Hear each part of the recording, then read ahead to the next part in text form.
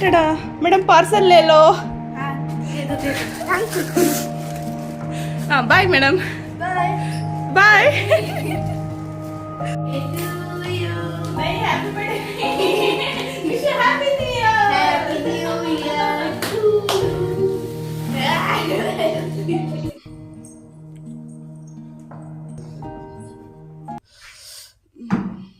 हाय hi ಇಷ್ಟೊತ್ತವರೆಗೆ duty 12:30 duty ಇದೆ ನಂದು. ನೋಡಿ ಸ್ವಾಮಿ ಟೈಮ್ ಎಷ್ಟು 12:30 ಡ್ಯೂಟಿ ಮಾಡಿ ಬರ್ತಾರೆ ನಮ್ಮ ಗಂಡ. ಏನ್ ಮಾಡೋದು, ಹೊಟ್ಟೆ ತುಂಬೈತಲ್ಲ.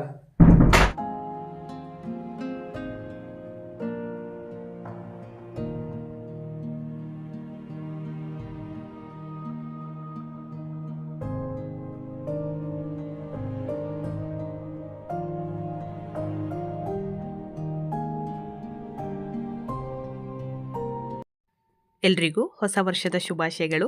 2025ರಲ್ಲಿ ನಿಮ್ಮ ಎಲ್ಲ ಕನಸುಗಳು ನನಸಾಗಲಿ. ನಾನು ಕೂಡ ಬೆಳಗ್ಗೆ 4 ಗಂಟೆಗೆ ಎದ್ದು ಮನೆಯೆಲ್ಲ ಗುಡಿಸಿ ಒರೆಸಿ ರಂಗೋಲಿ ಹಾಕಿ ನಾನು ಸ್ನಾನ ಮಾಡಿ ಪೂಜೆಗೆ ಹೂ ತರೋಕ್ಕೆ ಅಂತ ಹೊರಗಡೆ ಬಂದೆ. ಅದು ನಮ್ಮ ಮನೆ ಮುಂದೆ ಇದ್ದಂಥ ಹೂವು. ಇಲ್ಲಿ ನಮಗೆ ಅಷ್ಟೊಂದು ಡೆಕೋರೇಷನ್ಗೆ ಹೂಗಳು ಸಿಗಲ್ಲ. ಮನೆ ಅಕ್ಕಪಕ್ಕದಲ್ಲಿ ಇರುವಂಥ ಹೂಗಳನ್ನೇ ಬಳಸ್ಕೊತೀವಿ. ದಾಸವಾಳ ಇತ್ತು, ಹಾಗೆ ಸೇವಂತಿಗೆ ಇತ್ತು. ಸೇವಂತಿಗೆ ಹೊಸ ವರ್ಷಕ್ಕೆ ಮೊದಲನೇ ಫಲ, ಫಸ್ಟ್ ಟೈಮ್ ಆ ಹೂ ಸಿಕ್ಕಿದ್ದು. ಆ ಹೂವನ್ನ ನಾನು ದೇವ್ರಿಗಿಟ್ಟಿದ್ದು. ಕೆಲವೊಂದು ಪೂಜೆಗಳಲ್ಲಿ ನೋಡಿದ್ದೀರಲ್ವ, ಇರೋ ಹೂಗಳಲ್ಲಿ ಅಡ್ಜಸ್ಟ್ ಮಾಡಿ ಪೂಜೆ ಮಾಡಿರ್ತೀನಿ. ಯಾವುದೂ ಸಿಕ್ಕಿಲ್ಲ ಅಂದಾಗ ಚೆಂಡು ಹೂನು ಕೂಡ ಎಷ್ಟೋ ಸರಿ ಇಟ್ಟು ಪೂಜೆ ಮಾಡಿದ್ದೀವಿ. ಈ ಹೂ ಸಿಕ್ಕಿದಂತೂ ನಂಗೆ ತುಂಬ ಅಂದರೆ ತುಂಬ ಖುಷಿಯಾಯಿತು.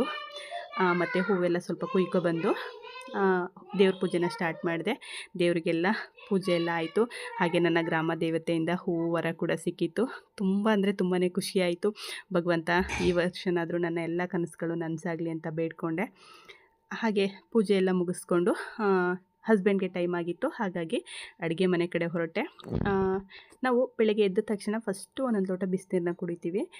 ಖಾಲಿ ಹೊಟ್ಟೆಗೆ ಆ್ಯಪಲ್ ಆಗಲಿ ಹಾಲಾಗಲಿ ಕುಡಿಯಲ್ಲ, ಗ್ಯಾಸ್ಟ್ರಿಕ್ ಆಗಿಬಿಡುತ್ತೆ ಅಂದ್ಬಿಟ್ಟು ನೀವು ಅಷ್ಟೇ ಖಾಲಿ ಹೊಟ್ಟೆಗೆ ಎದ್ದ ತಕ್ಷಣ ಹಾಲು ಕುಡಿಯೋದು ಅಥವಾ ಆ್ಯಪಲ್ ತಿನ್ನೋದು ಮಾಡಬೇಡಿ. ಮಕ್ಳಿಗೂ ಕೂಡ ಕೊಡಬೇಡಿ. ಫಸ್ಟ್ ಒಂದು ಲೋಟ ಬಿಸಿನೀರು ಕೊಟ್ಟು ಆಮೇಲೆ ಏನನ್ನಾದರೂ ಕೊಡಿ. ಟೀಯೋ ಹಾಲೋ ಅಥವಾ ಆ್ಯಪಲ್ಲೋ ಫ್ರೂಟ್ಸೋ ಏನಾದರೂ ಸರಿ ಕೊಡಿ. ಇನ್ನು ನಾನೊಂದು ಖಾಲಿ ಹೊಟ್ಟೆಗೆ ಒಂದು ಜ್ಯೂಸ್ ಮಾಡ್ಕೊಂಡು ಕುಡಿತೀನಿ ಬೆಳಗ್ಗೆ, ಒಂದು ಹೆಲ್ತಿ ಡ್ರಿಂಕ್. ಅದನ್ನು ಕುಡಿದಾದ್ಮೇಲೆ ಒಂದು ಸ್ವೀಟ್ ಮೆಮೊರಿಗೆ ಅಂತ ಹಸ್ಬೆಂಡ್ ಜೊತೆ ಒಂದು ಫೋಟೋ ಎತ್ಕೊಂಡೆ.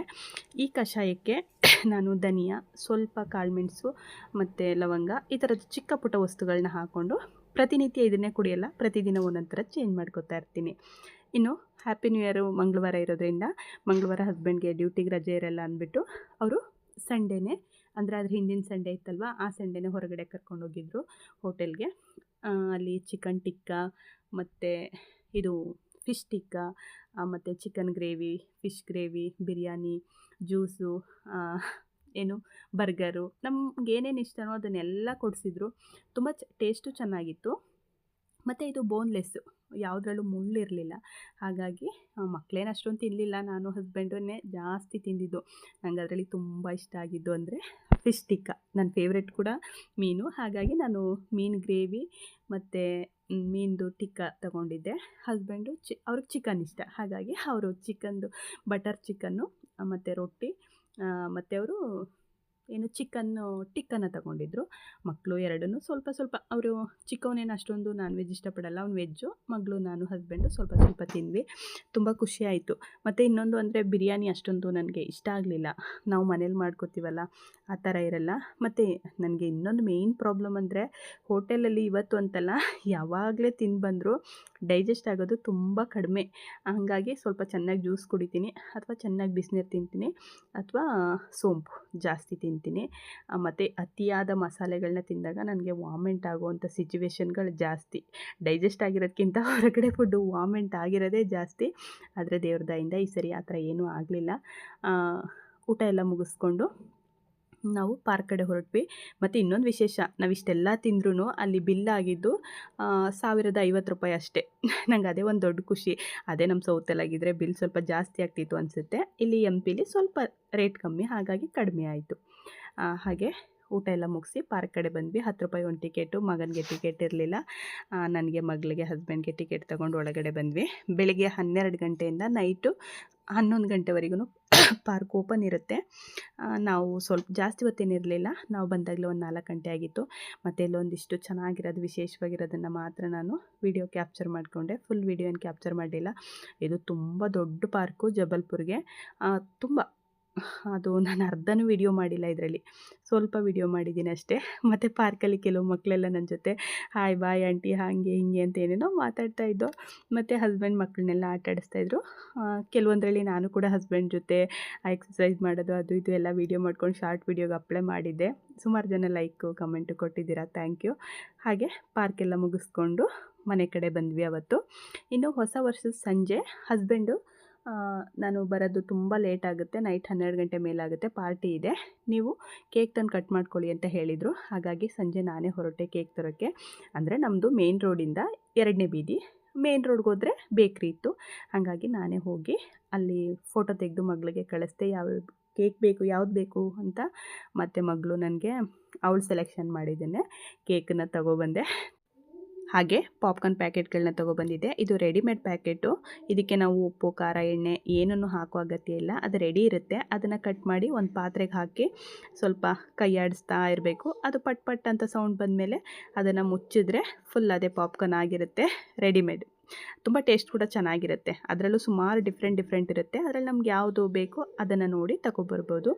ಪಾಪ್ಕಾರ್ನ್ ರೆಡಿ ಮಾಡಿಕೊಂಡು ಮಕ್ಕಳ ಜೊತೆ ಕೇಕ್ ಕಟ್ ಮಾಡೋಕ್ಕೆ ಶುರು ಮಾಡಿದೆ. ಹಾಗೆ ಕ್ಯಾಂಡ್ಲೆಲ್ಲ ಹಚ್ಚಿ ಮತ್ತು ಕ್ಯಾಂಡ್ಲೆಲ್ಲ ಹಚ್ಚಾದಮೇಲೆ ನನ್ನ ಮಗಳು ಹ್ಯಾಪಿ ನ್ಯೂ ಇಯರ್ ಅಲ್ಲ ಹ್ಯಾಪಿ ಬರ್ಡೇ ಅಂತ ವಿಶ್ ಮಾಡ್ತಾಯಿದ್ಲು. ಆಮೇಲೆ ಇಲ್ಲ ಮಗಳು ಇದು ಹ್ಯಾಪಿ ಬರ್ಡೇ ಅಲ್ಲ ಹ್ಯಾಪಿ ನ್ಯೂ ಇಯರ್ ಅಂತ ಹೇಳಿ ಅಂತ ಮಕ್ಕಳಿಗೆಲ್ಲ ಹೇಳ್ಕೊಟ್ಟು ಖುಷಿಪಟ್ವಿ. ಆಮೇಲೆ ನಾನು ಮಕ್ಕಳು ಎಲ್ಲ ಕೇಕನ್ನು ಕಟ್ ಮಾಡ್ಕೊಂಡು ತಿಂದ್ವಿ ಪಾಪ್ಕಾರ್ನ್ ಜೊತೆಗೆ. ತುಂಬ ಖುಷಿಪಟ್ವಿ. ಅಂದರೆ ಇಲ್ಲಿ ಫ್ಯಾಮಿಲಿ ಇರಬೇಕು, 3 ಜನ ಇದ್ದಾಗ ಅಷ್ಟೊಂದು ಖುಷಿ ಇರಲ್ಲ. ಅದೇ ಊರಲ್ಲಾಗಿದ್ದರೆ ಮೈದನ ಮಕ್ಕಳು, ನನ್ನ ಮಕ್ಕಳು, ಅತ್ತಿಗೆ ಮಕ್ಕಳು ಎಲ್ಲರೂ ಸೇರ್ಕೊಳ್ಳೋರು, ತುಂಬ ಎಂಜಾಯ್ ಮಾಡೋವು. ಇಲ್ಲಿ ನಾವು 3 ಜನ ಇದ್ದಿದ್ದರಿಂದ ಅಷ್ಟೊಂದು ಖುಷಿ ಇರಲಿಲ್ಲ. ಅದ್ರ ಜೊತೆಗೆ ಮೇನ್ ಹಸ್ಬೆಂಡ್ ಇರಲಿಲ್ಲ. ಅವರಿದ್ರೆ ಇನ್ನೂ ಸ್ವಲ್ಪ ಖುಷಿ ಜಾಸ್ತಿ ಇರುತ್ತೆ, ಅವರಿರಲಿಲ್ಲ.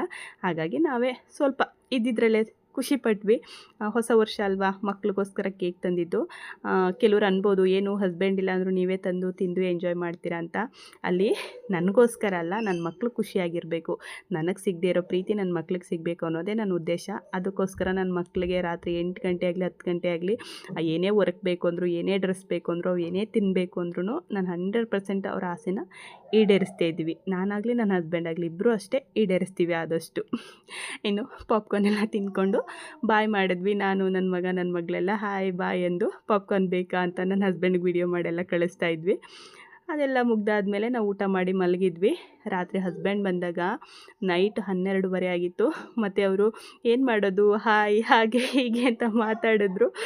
ಅದೆಲ್ಲ ಆದಮೇಲೆ ಅವರು ಅಲ್ಲೇ ಪಾರ್ಟಿಲೇ ಊಟ ಎಲ್ಲ ಮುಗಿಸ್ಕೊಬಂದಿದ್ರು, ಹಾಗಾಗಿ ತೊಂದರೆ ಇರಲಿಲ್ಲ. ಸರಿ ಆಯಿತು ಅಂತ ಹೇಳಿ ಮಲ್ಗೋ ಕಡೆ ಹೊರಟ್ವಿ. ಇವತ್ತಿನ ವಿಡಿಯೋ ಕ್ಲೋಸ್. ಮತ್ತಿನ್ನೊಂದು ವಿಡಿಯೋ ಜೊತೆ ಸಿಗ್ತೀನಿ. Thank you for watching.